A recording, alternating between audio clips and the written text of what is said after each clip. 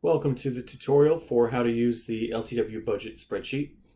First thing you want to do once you've downloaded the file is open up OneDrive. OneDrive is over here. It's a cloud sharing application for Microsoft Office, very similar to Google Drive if you're familiar with that. And I have a bunch of stuff in here. You may not. You're going to drag this over here and it is uploading. Here it is, LTW budget. I'm going to click on it. Here it is. I'm going to maximize this window and then click Edit Workbook. Edit Workbook allows you to make changes. And you're going to want to share this with your internship coordinators. So you click Share,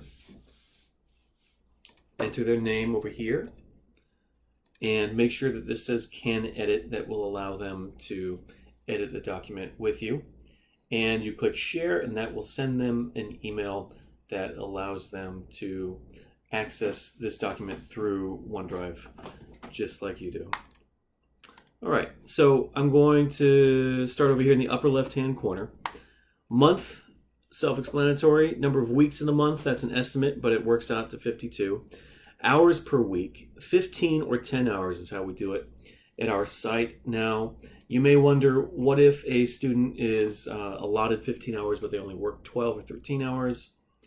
As the case may be, that will be accounted for later on.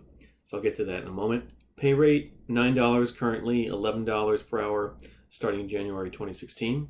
Active interns, this is the first column in which you'll put data. Right now I put 5. I changed it to 1, change it to 5 again, 5 at 15 hours. Let's do 2 at 10 hours. And this adds up the total number of active interns. Over here, what this is doing is this is calculating the total amount of money that you'd be paying them if they worked all of their allotted hours. So this is for the 15 hours per week students. This is for the 10 hours per week students.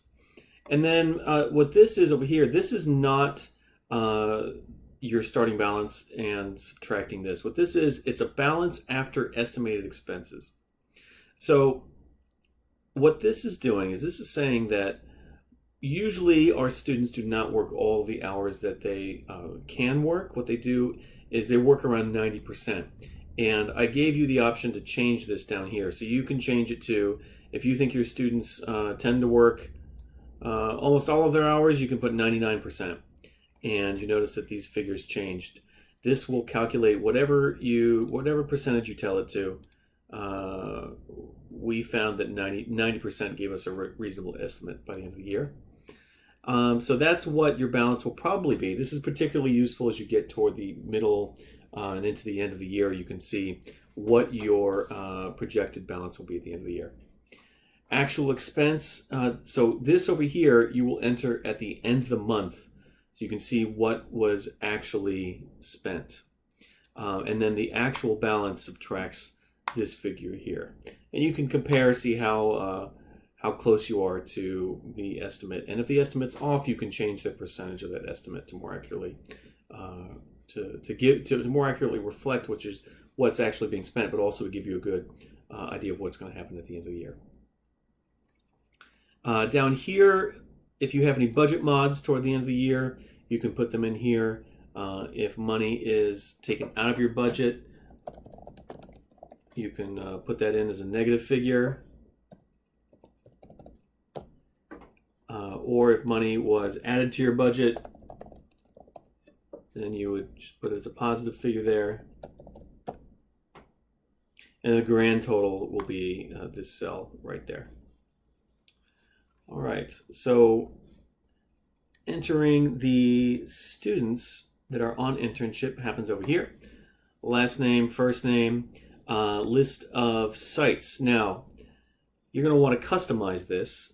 To customize this, you go over here, and all of this in orange are the drop-down lists that are available to you. So your internship coordinators, you can change their names here.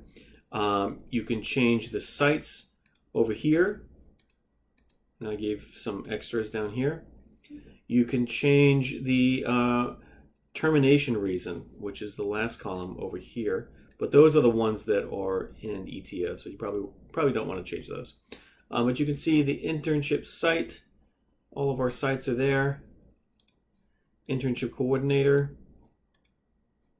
And then you can enter the date started and ended and the termination reason right there.